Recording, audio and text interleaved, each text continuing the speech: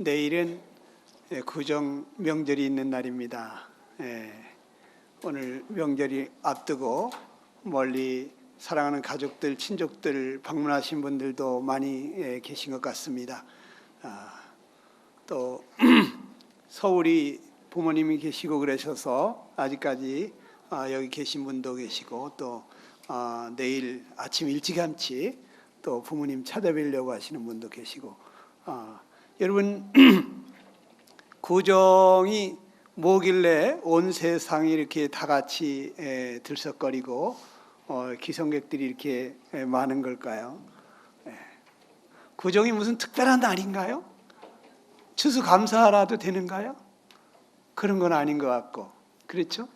음력으로는 1월 1일, 음력으로는 첫째 날이죠. 해의 시작인데 제가 이런 날을 왜 사람들이 기념할까 잠깐 생각해 볼 때, 여러분들 그 이스라엘에 우리와 같이 이렇게 큰 명절이 하나 있었죠. 어떤 날입니까? 6월절이죠. 6월절 그때를 해의 첫 달이 되게 해라. 그리고 그 6월절 날을 그 달의 시작하는 바로 첫날로 기념하라고 주님이 말씀하셨는데, 그 6월절은 사실 이스라엘 백성들이 종살이에서부터 이제 해방되던 날, 이제 참 새 생명으로 다시 태어나던 날, 이제 하나님의 그러한 통치 아래서 정말 하나님의 보호를 받으면서 하나님의 그 무한한 그 복을 누리면서 이제 하나님과 함께 참 이 예비하신 젖과 꿀이 흐르는 가나안 땅을 향해서 나아가던 그 첫날이라 이스라엘 모든 사람들은 이 날을 잊을 수가 없어서 참 온 백성들이 6월절을 기념을 했는데, 음력 1월 1일 날은 왜 이렇게 난리를 치고 기념을 하는지 모르겠습니다. 정말 음력 1월 1일 이 날이 정말 우리 사랑하는 가족들과 우리 주변에 있는 수많은 사람들이 새로운 날이 됐으면 하는 바람이 있습니다. 새 생명으로 거듭나고 하나님 은혜 안에 들어와서 하나님이 주시려는 그러한 충만한 복을 받아 누리는 그러한 참 인생의 전환점이 되는 그러한 새로운 날이 되셔서 구정 명절 때 모일 때마다 정말 우리 하나님의 그 은혜를 감사하면서 경배하면서 그러면서 이 구정 명절을 보내시는 여러분들 가족들이 다 되시기를 축원하는 마음이 있습니다. 저도 사실 우리 집안에서 제가 혼자 제일 먼저 믿었었기 때문에 가족과 친족 중에 믿는 사람이 없어서 많은 핍박을 제가 받으면서 신앙생활을 했습니다. 명절만 되면 정말 고민이 많았죠.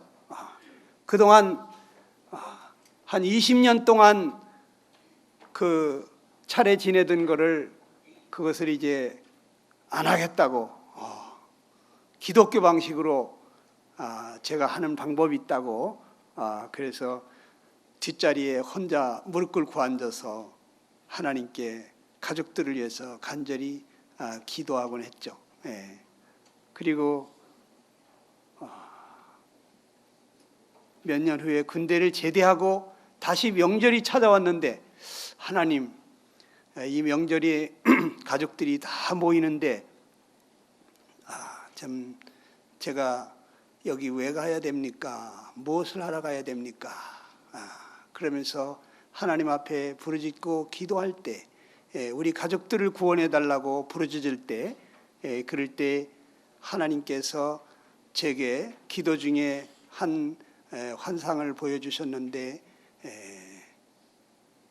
아랫목 쪽을 향해서 시커먼 물체가 있는데 그곳으로다가 식구들이 다 같이 절을 하는 그러한 것을 보여줬어요. 그래서 그렇구나. 하나님이 우리 집에 가장이 되시고 주인이 되어달라고 저는 그렇게 기도를 하고 있는데 하나님께서는 그리하실 수가 없다고 하시는 거예요. 그러니까 하나님을 섬기든지 귀신을 섬기든지 해야 되는데 귀신도 섬기고 하나님도 섬기고 그러한 집안에 하나님이 가장이 되시고 주인이 되어달라고 하는 저의 그러한 소원에 대해서 하나님께서 그리할 수가 없다고 하시는 거예요. 그래서 그러면 제가 이 제사를 철폐하겠습니다. 제사를 지내지 못하도록 하고 정말 하나님만 모시고 하나님께만 예배드리는 그러한 가정이 되겠습니다. 하나님이 우리 가정의 아버지가 되어달라고 그렇게 이제 기도를 했는데 정말 이것이 굉장히 저에게는 어려운 일이었습니다. 그래서 저와 함께 기도하는 기도의 동지들에게 내가 이번에 이러한 참 사생 결단의 마음을 가지고 가정에 참 하나님만 예배하는 그러한 제사를 철폐하는 그러한 일을 하려고 가는데 기도해 달라고 그렇게 부탁을 하고 집을 갔습니다. 가가지고 하나님께서 우리 가정에 가장이 되시기를 원하신다고 우리 가족을 다 구원해 주시겠다고 그러시니까 이제 우리 제사 지내지 말고 하나님께 예배드리자고 했다가 저희 아버님 내 눈에 흙이 들어갈 때까지는 안 된다고 그러시고 저희 큰형님 아버지 살아계신 동안에 야 제사를 안 지내면 아버님 돌아가시면 이놈들이 나 죽어도 술 한 잔도 안 버놓겠구나 이렇게 슬퍼하시지 않겠냐. 그러니까 아버님 돌아가실 때까지는 안 된다고 이러셨어요. 그래서 제가 그 새벽부터 일어나서 주님 앞에 간절히 기도를 드리는데 참 갑자기 저희 형님이 배를 잡고 띠굴띠굴 굴르더라고요. 그래서 아이고 배야 하고 그러는데 하나님이 역사를 하시는구나 그것을 느낄 수가 있었어요. 그래서 그날 다락에 올라가서 다시 기도를 하는데 그 형광등 불빛처럼 하얀 손이 빛을 발하는 손이 나타나서 이렇게 내장을 꽉 쥐고 있는 그러한 장면을 보게 해주시는데 기도 중에 제가 그런 걸 보게 됐습니다. 그런데 그 내장이 꽉 구겨져 있는데 거기에 시커먼 물체가 이렇게 들어있는데 내장이 꽉 구겨져 있는 그러한 모습을 보게 됐는데 제가 막 울면서 하나님 저희 형님 몰라서 그러는 거니까 그 손 좀 놓아달라고 제가 한 30분은 회개하면서 울었던 것 같아요. 제가 우리 형님이 몰라서 그러는 거니까 우리 가족들이 몰라서 그러는 거니까 하나님 그 손 좀 놓아달라고 제가 평소에 더 열심히 전도하지 못하고 이렇게 편지로 전도하라 그랬는데 그런 일도 소홀히 하고 제가 잘못했으니까 그 손 좀 놓아달라고 그렇게 울며 기도하고 그랬는데 그 손이 싹 사라지면서 그 내장의 시커먼 물체가 사라졌어요.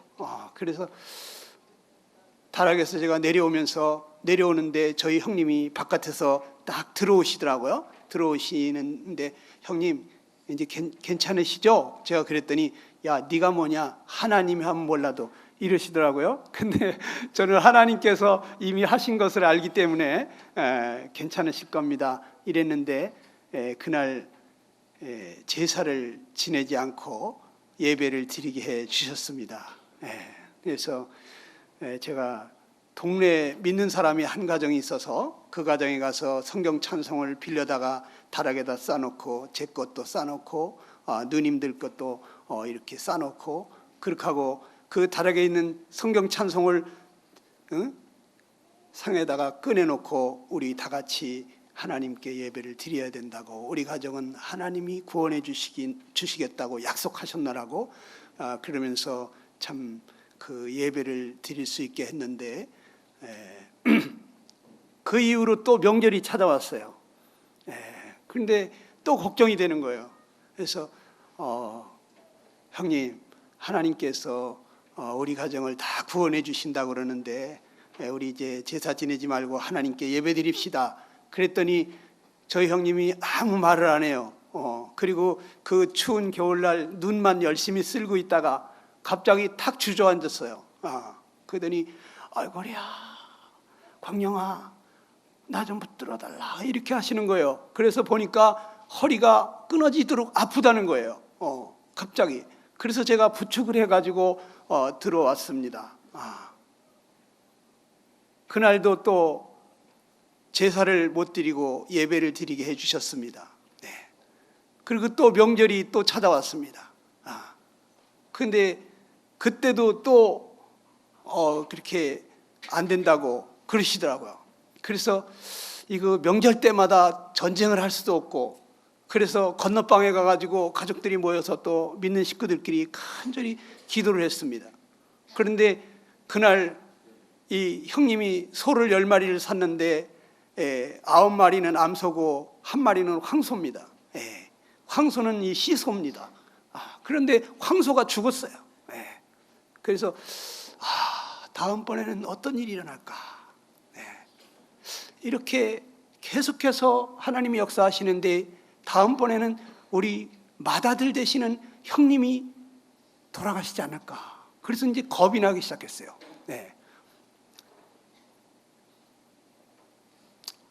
저희 집사람도 매번 명절 때마다 영적인 전쟁이 일어나니까 몰라서 그러는 거니까 때가 되면, 믿게 되면은 저절로 안 하시겠지 하시면서 그냥 평화롭게 지내자고, 그래서 평화롭게 지내게 되면서 오랜 시간 저희 형님이 돌아오는데 시간이 걸렸습니다. 그런데 가족들이 다 이렇게 주님께로 돌아오고 지금 우리 하나님을 찾지 않는 가족은 한 사람도 없습니다. 저희 외가 쪽, 이모님 쪽, 또 동기간 그 조카들, 자손들까지 다 예수님께로 돌아왔어요.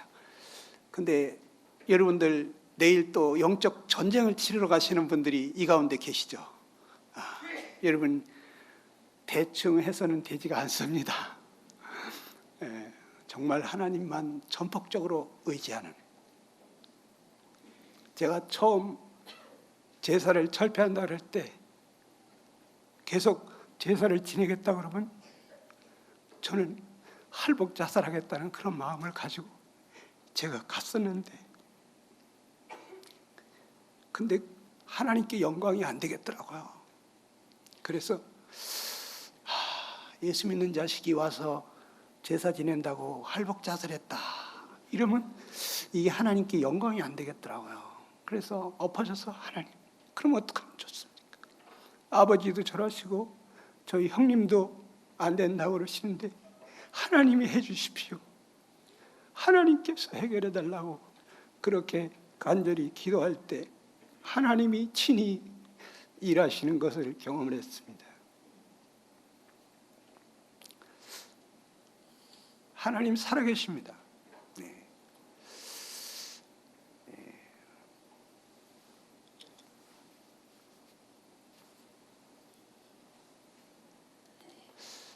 여러분들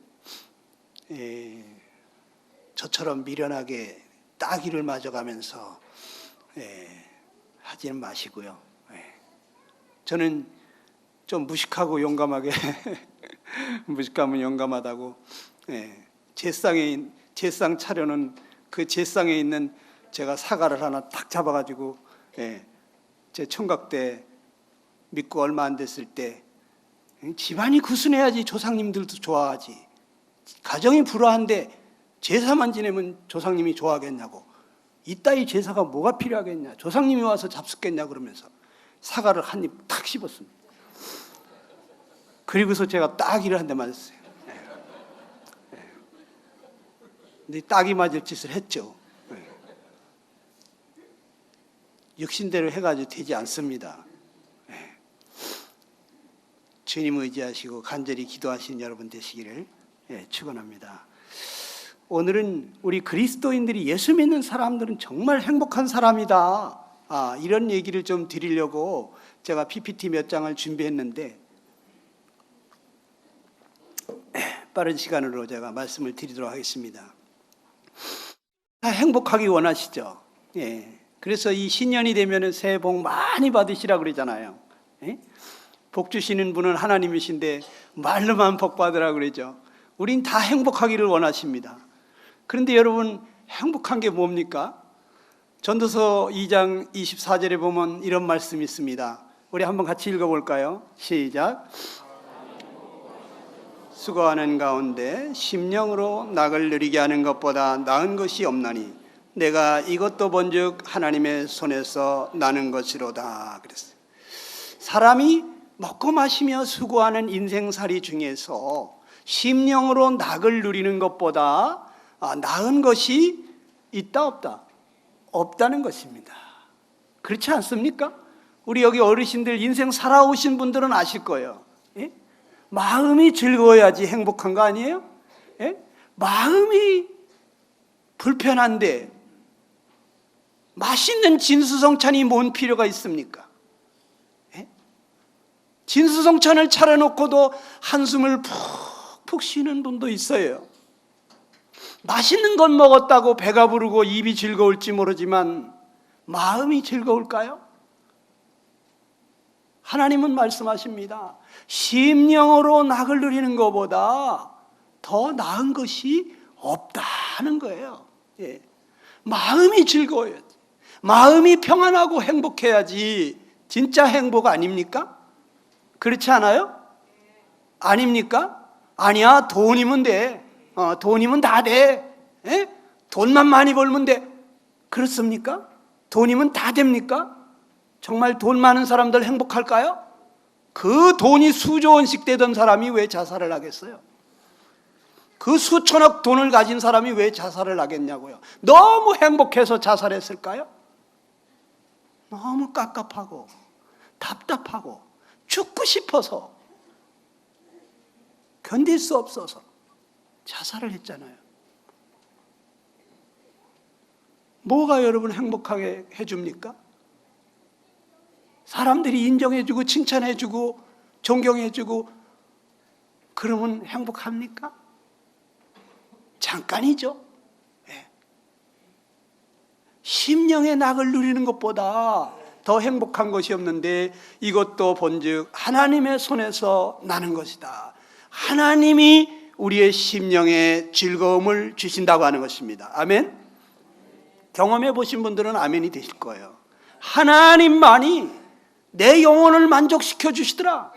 우리의 만족은 하나님께로부터 오더라.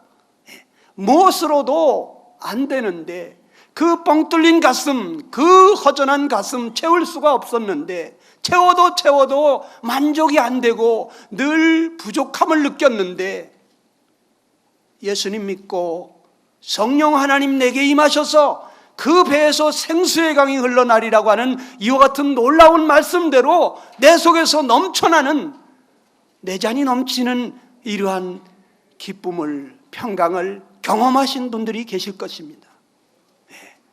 여러분, 심령의 낙을 누리는 것 하나님께로부터 오는데 이거보다 더 좋은 게 없습니다. 그런데 여러분, 우리 정말 행복합니까? 성경에 보게 되니까 이런 말씀 했습니다. 로마서 7장 15절에 시작. 내가 원하는 것은 행하지 아니하고 도리어 미워하는 것을 행함이라 그랬어요. 저는 이 말씀에서 처음으로 이거 내 얘기인데 어떻게 내 얘기를 여기다 써놨지? 하면서 처음으로 제가 성경 말씀이 마음에 와닿았던 말씀이 이 말씀이에요. 나의 행하는 것을 나도 알지 못하나니 원하는 것은 행하지 아니하고 도리어 미워하는 것을 하는데 바로 그 말씀이 거기에 있더라고요. 저 정직하게 살고 싶은데 나한테 불리해지면 나도 모르게 거짓말이 나오더라고요. 욕심 안 부리려고 하는데 저절로 욕심이 부려지더라고요. 부모님께 정말 효도하고 싶은데 부모님 속상하게 할 때 있더라고요. 모든 사람을 사랑하며 관대하며 용서하며 살고 싶은데 어떤 인간은 용서가 안 되더라고요. 그 인간 생각하면 자꾸 안 좋은 감정이 일어나더라고요. 모든 사람하고 화평하게 지내고 싶은데 어떤 사람하고는 전화 받기도 싫고 가까이 하기도 싫고 그 자리 피하고 싶은 사람도 생기더라고요. 제가 예수님 믿기 전에 그랬다는 얘기입니다. 여러분, 자기가 원하는 것은 선을 행하기 원하지만 원치 않는 악을 행하게 되지 않습니까? 여러분, 일기장 많이 써보셨잖아요. 나는 왜 그럴까? 나는 왜 친구들하고 사이좋게 지내고 싶은데 자꾸 싸우게 될까? 나는 왜 거짓말 안 하려고 그러는데 정직하려고 그러는데 나도 모르게 거짓말을 하게 되나? 왜 부모님 속상하게 하나? 왜 자꾸 욕심 부리게 되나? 여러분, 일기장 많이 써봤잖아요. 반성문 수없이 써봤잖아요. 왜 그렇습니까? 성경은 말해줍니다. 만일 내가 원치 아니하는 그것을 하면 이를 행하는 자가 내가 아니야? 내 속에 거하는 죄니라 그랬어요. 내 속에 죄가 있기 때문에 난 욕심 부리지 않으려고 그러는데도 욕심 부리게 된다는 거예요. 모든 사람에게 사랑으로 하고 싶은데 이 속에서 미운 마음 일어난다는 거예요. 나에게 잘하는 사람에게는 나도 좋은 게 나가지만 나한테 못되게 하는 인간은 속에서 미운 마음이 일어난다는 거예요. 여러분은 안 일어납니까? 내 속에 죄가 있더라는 거죠. 이걸 모를 때는 너 때문이라고 그랬어요. 예. 상대방 탓을 했어요. 환경 탓을 했어요.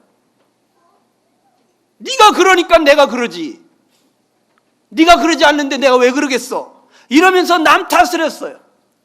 그런데 깨끗한 물은요, 아무리 씻어도 찌꺼기가 올라오지를 않아요. 그런데 뜬물통은 가만 놔두면 찌꺼기 가라앉아서 맑은 물만 보이지만 흔들면은 찌꺼기 올라와요.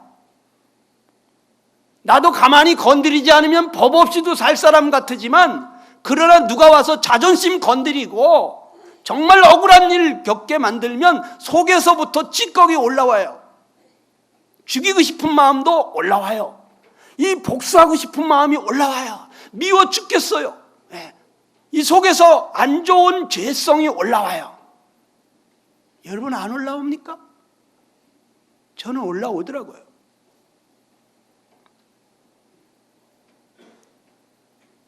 예수님 믿으면 뭔가 손해볼 것 같습니까?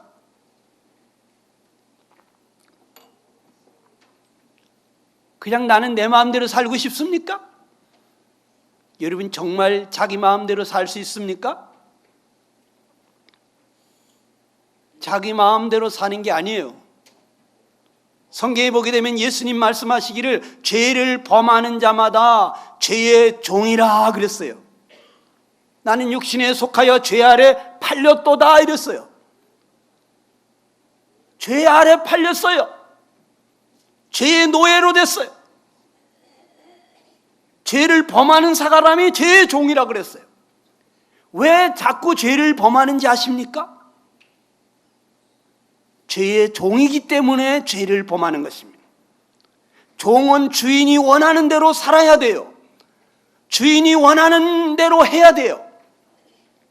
그런데 죄의 종은 죄가 주인이기 때문에 죄가 원하는 대로 살아야 돼요. 욕심 안 부리고 싶지만 욕심 부려야 돼요. 왜? 이 속에 죄가 주인이잖아요. 이타적인 삶을 살고 싶어요. 홍익인간이 되고 싶어요. 널리 많은 사람을 이롭게 하는 그런 사람 되고 싶어요. 그러나 자동으로 이기적이 돼요. 자기부터 챙기게 돼 있어요. 인색하게 되어 있어요. 나 살고 남 살리는 거예요. 이게 바로 우리 인생이에요. 안 그렇습니까? 여러분 마음대로 사는 것 같다고요? 마음대로 살 수 있다고요? 어림없는 말씀이에요. 여러분 죄가 원하는 대로 살다가 지옥 가는 거예요. 아무리 죄를 안 지으려고 해도 나는 선하게 바르게 착하게 옳게 해보고 싶지만 안 되는 거예요. 그래가지고 또 슬퍼하고 낙심하고 좌절하고 나는 왜 이럴까? 왜 이렇게밖에 안 되나? 나는 이밖에 안 되는 인간인가? 차라리 죽자. 죽고 싶다. 그래서 자살하는 사람도 있고, 내가 자살하면 우리 부모님이 얼마나 슬퍼할까? 그래서 자살도 못하고 우울증에 빠져가지고 두문불출하고 밥도 안 먹고 먹으면 뭐하나? 나 같은 인간이 살면 뭐하나? 죽을 수도 없고. 그래서 우울증에 빠지는 사람들이 많아요.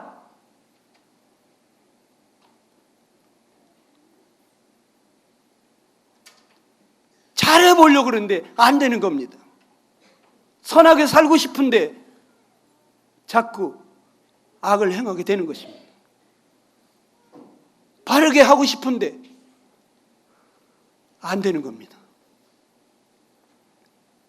제가 어저께도 한 4시간 동안 어떤 구두자를 붙들고 전도하다가 왔는데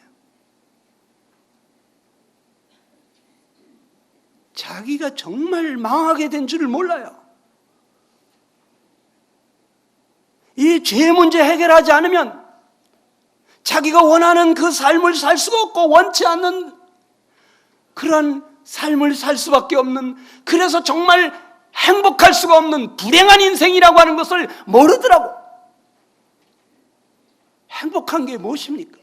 자기 마음에 원하는 것을 하는 것이 행복 아닙니까? 그런데 마음에 원하는 삶을 살지 못하고 원치 않는 삶을 살아서 그래서 늘 가책을 받으면서 괴로워하면서 답답해하면서 그러면서 다시는 그러지 말아야지, 잘해봐야지 결심하지만 또 안 돼가지고 또 슬퍼하고 낙담하고 좌절하고 죽고 싶어, 이것을 반복적으로 하다가 지옥 가는 인생이 행복한 겁니까? 아닙니다. 여러분이 죄 문제 해결하지 못하면 결단코 행복할 수 없습니다. 수많은 사람들이 뭔가 다른 것이라도 이 속에 답답하고 괴로운 것을 어떻게 잊어버리려고 술로다가 달래보는 사람도 있고, 다 잊어버리려고. 어떤 사람은 노래방에 가가지고 소리 지르면서 음악에 맞춰서 온몸을 지옥 스텝을 밟으면서 그렇게 발광을 하고 노래를 불러대면 시원한 것 같죠? 이상한 해서는 안 될 곳으로 가면서 그러한 쾌락을 즐기면서 거기에서 뭔가 정말 인생을 행복하게 만들어 보려고 애를 쓰죠. 그때뿐이죠. 다시 또 찾아야 되죠. 그러나 하나님이 주시는 것은 내가 주는 물을 먹는 자는 영생하도록 목마름이 없다고 그랬어요. 부족함이 없어요. 갈증이 없어요. 하나님은 이러한 행복을 우리에게 주시는 분이십니다. 이 복을 받으신 여러분들은 정말 행복한 사람들입니다. 내가 원하는 것을 행하지 못하면 나는 불행한 사람이에요. 그런데 나는 원하는 것을 할 수가 없어요. 깊이 생각해 보세요. 내가 원하는 대로 될 것 같습니까? 당장 집에 가서 아내를 내 몸처럼 사랑해 보세요. 그거 하나도 못하면서 부모를 공경하고 너 낳은 어미를 즐겁게 하라는데 그거 하나도 못하는데, 부모님께 효도하고 싶은데 우리 부모님 정말 난 너 때문에 즐거워 죽겠다. 아유 너 뭐 약 먹었냐? 왜 이렇게 나를 행복하게 만드니? 이렇게 정말 부모님이 너무 즐거워서 몸둘 바를 모를 정도로 그렇게 여러분 즐겁게 해드릴 수 있어요? 나를 낳아주시고 길러주신 그 부모님 하나 마음 편하게 행복하게 해줄 수 있습니까? 성경 말씀 한 구절이라도 여러분이 양심적으로 이렇게 살아야 한다고 생각하는 그대로 살 수 있는지 테스트해 보시라고. 되는가? 성경이 진리입니다. 안 된다는 거예요. 내가 자꾸 왜 원치 아니하는 그것을 하느냐? 내 속에 거하는 죄 때문이라는 거예요. 이 죄가 내 속에 주인이 되어서 나는 그의 종살이하고 있는 삶이라는 거예요. 여러분, 이 죄 문제 해결되지 않으면 절단코 행복할 수 없습니다. 기독교 신앙생활을 한 구절의 성경 말씀으로 말한다면 저는 갈라디아서 2장 20절이라고 생각합니다. 갈라디아서 2장 20절 뭐라고 말합니까? 여러분이 한번 읽어보시겠습니다. 다 같이 시작.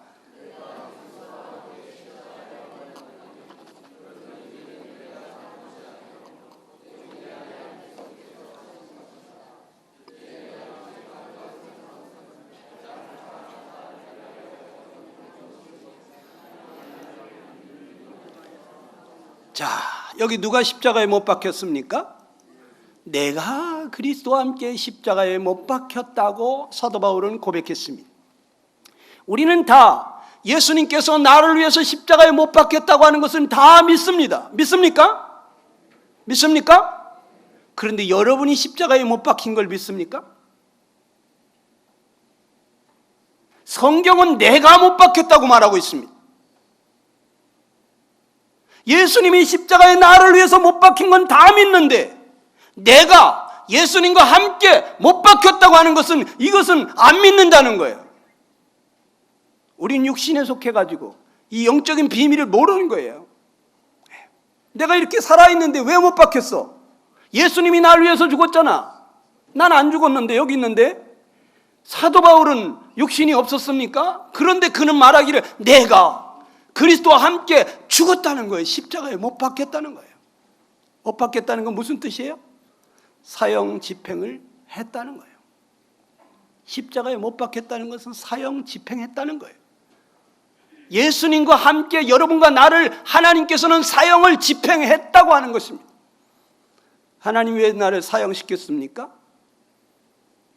어떤 사람을 사형하죠? 아무나 사형하는 거 아닙니다.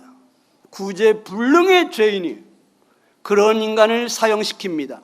아주 무지막지한 인간, 능지처참해 죽일 인간, 극악무도한 죄인, 교화불능한 죄인, 인면수심인 죄인, 양심부재한 죄인, 얼굴에 철판 깔은 철면피 같은 인간들을 사형시키는 거죠. 아무나 사형시키나요? 무기징역을 주든지 10년형, 20년형, 30년형을 주든지 벌금을 때리는 것도 있어요. 그런데 사형을 시킬 때는 이 사람은 사람이 아니야. 이건 짐승이지. 인면수심이야.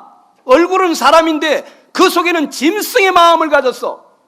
이런 인간은 사회생활을 하면 안 돼. 이 세상에서 없애야 돼. 이런 사람을 사형하는 겁니다. 도저히 교화가 안 될 사람, 100년이 지나도 개선이 되지 않을 사람, 그런 사람을 사형시키는 겁니다. 맞습니까? 그런데 하나님은 바로 나를 그러한 사람으로 보신다는 거죠. 오늘날 종교는 열심히 노력하라고 합니다. 열심히 노력해가지고 수양해가지고 무아지경으로 돌아가라는 것입니다. 아무 욕심을 부리지 않는 그 경지에까지 해탈하라는 것입니다. 그런데 기독교는 말합니다. 인간은 개선이 안 된다. 인간은 죽어야 한다.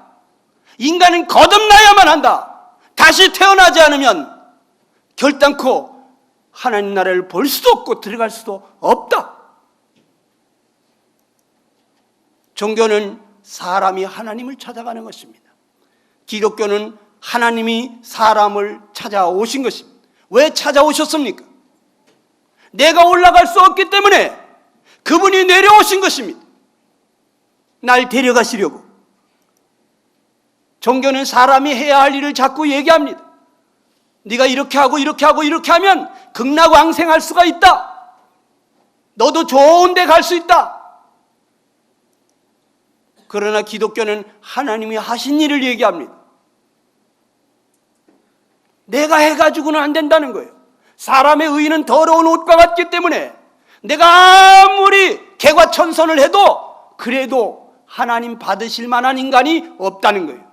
우리는 다 부정한 자라는 거예요. 거룩하신 하나님과 함께 동행할 만한 자는 아무도 없다는 거예요. 종교는 끊임없이 우리가 해야 될 일을 얘기합니다. 수양을 하라고 합니다. 고행을 하라고 합니다. 선을 쌓으라고 합니다. 우상을 숭배해야 된다고 합니다.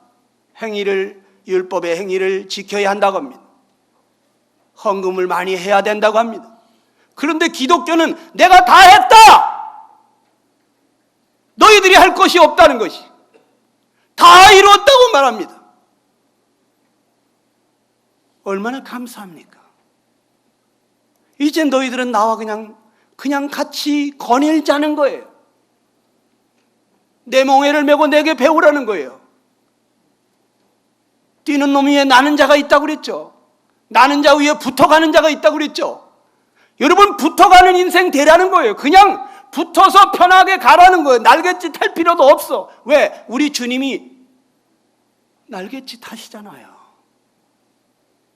우리는 그냥 붙어가는데 주님과 함께 멍에를 메고 가는 거예요. 주님과 함께. 주님이 좌회전하시면 좌회전하고 우회전하면 우회전하고, 주님이 앉자 그러면 앉고 가자 그러면 가는 거예요. 근데 오늘은 많은 기독교인들이 자기가 주님을 섬기려고 하는 이러한 종교 생활에 빠져 있는 사람들이 많이 있다는 거예요. 그러니까 늘 힘든 거예요. 종교는 끝없는 불안을 가져옵니다. 만족이 안 됩니다. 참된 평안을 주지 못합니다. 종교는 우리에게 참다운 행복을 주지 못합니다. 영원한 멸망으로 우리를 이끌어갈 것입니다. 이 정도 했으면 됐다고 하는 사람이 없습니다. 저희 병원에는 많은 권사님, 장로님들이 오십니다. 70년, 80년 교회 생활을 했으니까 이제는 그 정도 섬기셨으면 천국 갈 준비는 다 되셨죠? 다 되셨겠네요. 이렇게 물어보면 아유, 부족한 게 많죠. 이래요. 늘 부족을 느끼는 겁니다. 아무리 열심히 노력해도 이제는 내가 하나님도 날 받아주실 거야, 이렇게 자신이 없는 거예요. 양심이 있잖아요. 우린 늘 양심의 가책을 받으면서 살 때가 많잖아요. 부족함을 느끼잖아요. 종교로는 안 됩니다. 기독교는 우리에게 영원한 생명을 줍니다. 우리의 마음에 참된 평안을 줍니다. 우리의 심령에 참된 행복을 가져다 줍니다. 우리 주님이 다 이뤘어. 내가 죽었다 깨도 못할, 머리끝서부터 발끝까지 쇳덩어린 나, 정말 내가 죽을 수밖에 없는 그러한 자인데 내가 스스로 죽으러 가지 아니하니까 그분이 내려오셔서 나를 대신해서 죽으러 가셨어요.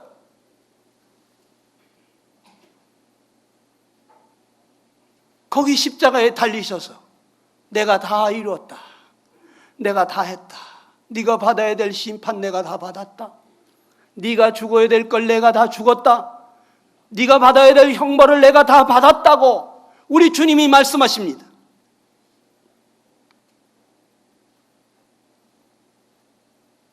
우리 주님 안에서 참된 안식을 누리는 거예요. 이미 안식에 들어간 사람은 하나님께서 자기 일을 쉬신 것 같이 자기 일을 쉬느니라고 했어요.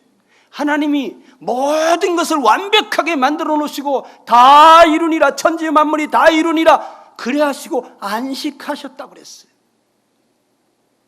뭔가 할 일이 있으면 쉴 수가 없는 거예요. 내가 뭔가를 자꾸 해야 될 일이 있다면 여러분 힘이 없습니다. 주님이 다 하셨다고 하는 것을 믿을 때 여러분 마음에 참된 안식이 옵니다. 그리고 인생 살아갈 때 계속해서 다 이루신, 승리하신 그분이 여러분을 대신해서 살으시도록 자기 자신을 맡겨드릴 때, 그럴 때 날마다 승리의 삶을 경험하게 되고 날마다 안식의 삶을 경험하게 되고, 붙어가는 삶이 뛰어가는 것보다, 날아가는 것보다 얼마나 쉬운지 경험하게 되는 것입니다. 제가 시간 관계상 좀 빨리 넘어가겠습니다. 내 안에 그러면 산다는 건 뭐냐? 내가 그리스도와 함께 죽었고 이제는 내 안에 그리스도가 사는 것이라고 사도 바울은 고백했는데, 내 안에 그리스도가 산다는 건 뭐냐? 내 안에 그리스도의 영이 오셨다는 거예요. 누구든지 그리스도의 영이 없으면 그리스도인이 아니라고 그랬어요. 그리스도의 영이 없으면, 여러분 속에 성령님이 오시지 않았으면 여러분은 그리스도인이 아니에요. 하나님의 영으로 인도함을 받는 그들은 곧 하나님의 아들이라 그랬습니다. 하나님의 아들이라고 다 같은 아들이 아니에요. 하나님의 영의 인도함을 받으면서 그 성령의 인도하심을 따라서 순종하면서 그렇게 살아갈 때 하나님의 아들다운 삶을 살 수가 있게 되는 거예요. 하나님의 영으로 인도함을 받는 그들이 곧 하나님의 아들이라. 우리는 하나님의 영의 인도함을 받아야만 합니다. 내 안에 그리스도가 산다고 하는 것은 내 안에 계신 그리스도의 마음으로 사는 것이에요. 주님의 마음이 나의 마음이 되는 것이에요. 그리스도의 생각으로 사는 것이에요. 주님의 생각이 나의 생각이요, 그리스도의 원함으로 사는 거예요. 주님이 원하시는 것이 나의 원하는 것이 되어야 되는 거예요. 뭔가 내가 원하는 것이 많다. 아직까지도 내가 살아있는 거예요. 저도 예전에 예수님 믿기 전에 혈서까지 쓰면서 제가 12년 후에는 이런 사람이 되겠다고, 성공하겠다고 정신없이 공부했어요. 그런데 예수님 내 마음속에 오시고 나의 주인이 되시고 나서 내 야망은 없어졌어요. 주님 마음이 내 마음이고, 주님이 원하시는 것이 내가 원하는 거, 주님이 가자는 데 내가 가는 것이고, 주님이 전부가 되어버렸어요. 주님은 여러분과 저를 신실하게 돌아보십니다. 그리스도인이 행복한 이유가 뭐냐? 여기 놀라운 말씀이 있습니다. 빌립보서 2장 13절 한번 읽어보겠습니다. 시작.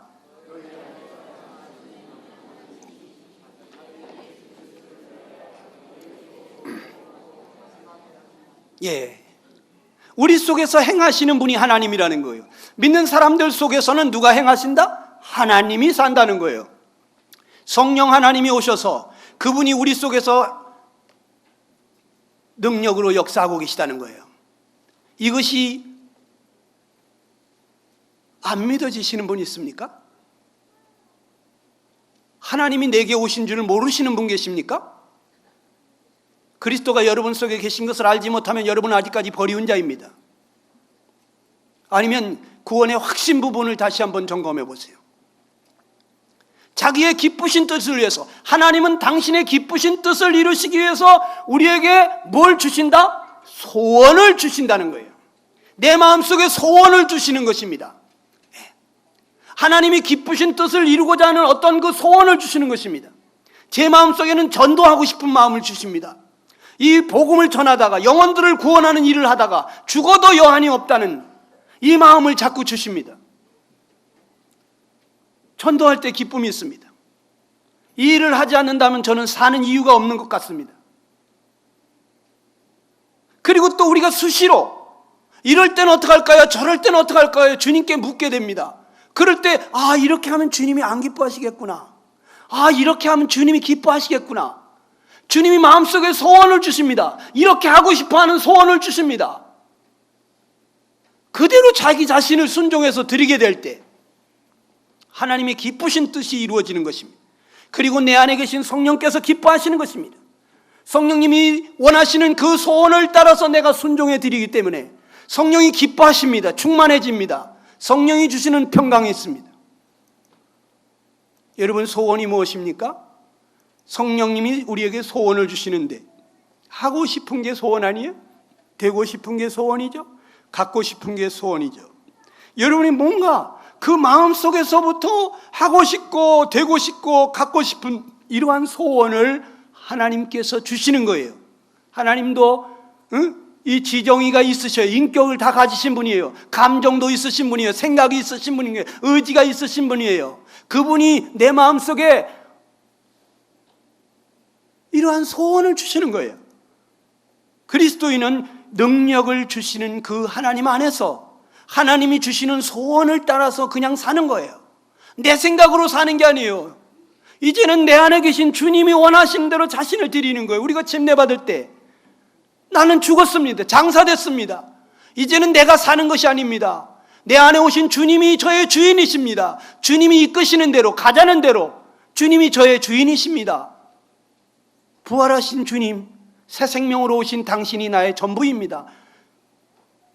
이 고백한 것 침례 아닙니까? 그리스도인은 날마다 천국을 경험하면서 사는 것입니다. 예수께서 대답하여 가라사대 하나님 나라는 볼 수 있게 임하는 것이 아니요 또 여기 있다 저기 있다 못하리니 하나님 나라는 너희 안에 있느니라. 하나님 나라가 너희 안에 있다 그랬어요. 로마서 14장 7절 다 같이 시작. 하나님의 나라는 먹는 것과 마시는 것이 아니요 오직 성령 안에서 의와 평강과 희락이라 그랬어요. 하나님의 나라는 성령님 안에서 의와 평강과 희락을 주시는 거예요. 하나님의 나라는 하나님이 다스리는 나라예요. 내 마음을 하나님이 다스리면 내 마음의 천국이 이루어지는 것입니다. 여러분 이거 경험해 보셨죠? 날마다 천국 생활하는 것 같이 스트레스가 뭔지를 모르고 그렇게 행복하게 살아보셨죠? 저는 살아봤어요. 예수 믿는 사람 왜 스트레스 받는지를 모르고 15년간을 살았어요. 그러다가 스트레스를 받게 됐어요. 왜 스트레스를 받나 보니까 내가 주인이 되어 있더라고요. 그래서 제가 울면서 주님 당신이 저의 주인이신데 내가 주인이 돼가지고 주님을 위해서 이렇게 하겠습니다 저렇게 하겠습니다 주님을 위해서 내가 많이 뛰어다녔군요. 주님 그때 얼마나 많이 소외를 당하셨습니까? 주님 제가 잘못했습니다. 엉엉 울면서 제가 회개했어요. 하나님 나라는 하나님이 다스리는 나라예요. 내 마음을 하나님이 다스리시도록 해야 됩니다. 성령님 안에서 성령님이 내 마음을 다스리시게 될 때 의와 평강과 희락으로 나타나는 것입니다. 죄를 이기는 삶을 살게 되는 것입니다. 내 마음에 세상이 줄 수 없는 평강이 있는 것입니다. 하나님이 주시는 기쁨이 있는 것입니다. 이것이 날마다 내 속에 있을 때 이것이 넘쳐나서 다른 사람에게 나타날 때 남들도 나를 보면서 예수 믿는 사람이라 그런가 다르다. 어쩐지 다르더라. 이렇게 돼야 되는 것입니다. 그런데 요즘 전도하기가 정말 힘든 것이 무엇이냐? 예수 믿으면 이렇게 사람이 달라진다고 내가 말할 수가 없는 것입니다. 왜냐? 그 엄마나 아빠나 주변에 살던 예수 믿는 사람들이 그런 삶을 보여준 적이 없기 때문에 거짓말하지 말라고 속으로 그렇게 얘기합니다. 예수 믿으면 그렇게 달라진다고요? 나 그런 사람 본 적이 없다고. 예수 믿은 사람 그렇지 않던데 그래서 나는 내만 믿고 살기로 했어요. 예수 믿는 사람이나 나나 별반 다를 바가 없던데 예수 믿는 사람 나보다 더 형편없는 인간도 많던데 우리가 복음을 가리는 것입니다. 전도자가 전도할 수가 없어요. 왜? 이미 옆에서 믿는 사람이 그 천국 생활하는 걸 보여주지를 않으니까. 성도는 천국을 경험하면서 사는 자입니다. 그리스도인의 삶의 연례가 무엇입니까? 성령으로 살게 되면 사랑으로 모든 것을 행하는 것입니다. 기쁨으로 넘치는 삶을 사는 것입니다. 모든 사람하고 화평하며 사는 것입니다. 오래오래 참고 인내할 수가 있는 것입니다. 모든 사람에게 자비로, 양선으로, 충성으로, 온유로, 절제로 이러한 삶을 살 수가 있게 되는 것입니다. 이게 성령 안에 사는 사람이에요. 이게 없다면 우린 지금 잘못 사는 겁니다. 우리가 24시간 365일을 계속 이렇게 살 수는 없어요. 때로는 연약할 때도 있어요. 그러나 이미 이러한 삶을 경험한 사람은 오뚜기가 자빠졌다 곧바로 일어나는 것처럼 일어나는 것입니다. 잘못된 줄 깨닫고 뉘우치고 돌아오는 것입니다. 아, 또 내가 주인이 됐구나. 주님 당신이 주인이신데 죄송합니다. 내가 또 옛날 그 기질이 나타나서 또 내 맘대로 살다가 또 죄를 짓고 주님을 슬프게 했군요. 주님 죄송합니다. 날 위해서 목숨까지 버리신 주님인데 주님 얼마나 마음이 아프시고 슬프셨습니까? 나 때문에 얼마나 탄식하셨습니까? 주님, 저의 마음의 왕자에 앉으시고 저의 주인이 되시옵소서. 나를 다스려 주시옵소서. 주님이 원하시는 대로 나를 순종해 드리겠습니다 하고 주님 앞에 자신을 내려놓는 것입니다. 그러나 이런 삶의 경험을 하지 않는 사람은 마음은 원이로되 육신은 약하도다. 하나님 말씀이 다 맞지만 우리가 어떻게 그렇게 살 수가 있나? 그러면서 아예 포기하는 거예요. 그건 정상적인 삶이 아니에요.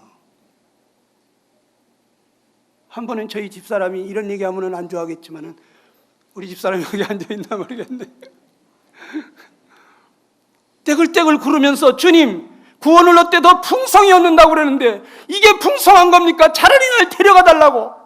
그러면서 막 울었답니다. 그런데 하나님이 갑자기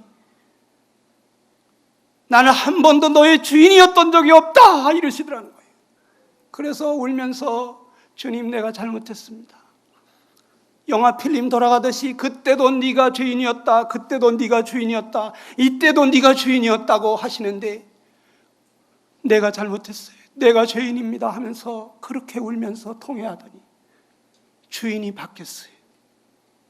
얼마나 평안하게 사는지 몰라요. 저보고 돈 버는 거 신경 쓰지 말래. 돈 벌러 다니니 너무 돈 버는데 마음 쓰지 말래. 바가지가 없어졌어요. 마음이 평안히, 주님의 평강이 그 마음을 주장하니까 그렇게 평안하게 살아요. 여러분, 주님은 지금도 문 밖에 계신다고 합니다. 라오디게아 교회에게 말하기를 내가 문 밖에서 두드린다는 거예요. 누구든지 내 음성을 듣고 문을 열면 내가 그에게로 들어가서 그로 더불어 먹고 그는 나로 더불어 먹으리라 그러시. 라오디게아 교회는 주님의 교회 아닙니까? 주님의 교회에 맞습니다. 그런데 주님이 문 밖에 있답니다. 우리는 문 안에, 집 안에 들어와서 주인 노릇하고 있는데 주님은 주인인데 밖에 쫓겨나 있어요.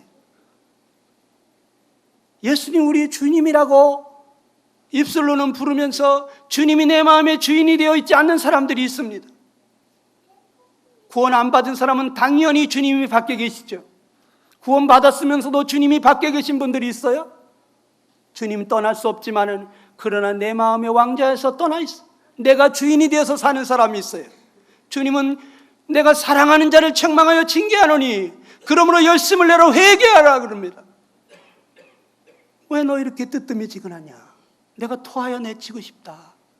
열심을 내라. 내가 너 사랑하는데 너 어찌하여 문 밖에서 두드리는데 내 음성을 듣지 않고 여전히 네가 주인 노릇하고 힘들어하고 슬퍼하고 이렇게 힘들게 사냐?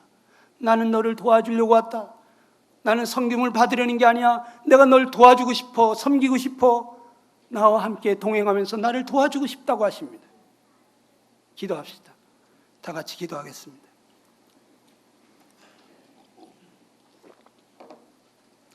이 시간 여러분, 예수님이 여러분 안에 계십니까? 밖에 계십니까? 예수님은 여러분에게 참된 행복을 주고 싶어 하십니다. 주님은 여러분에게 의와 평강과 희락의 삶으로 사랑과 희락과 화평이 넘치는 이 놀라운 삶을, 주님 제 마음의 주인에 오셔서 저의 주인이 되셔서 주님이 저의 모두가 되시옵소서. 더 이상 죄가 왕노릇하지 못하도록 저 자신을 주님께 드립니다. 주님이 저를 받으십시오. 여러분 각자 기도하시는 시간 가지시게 되기를 바랍니다.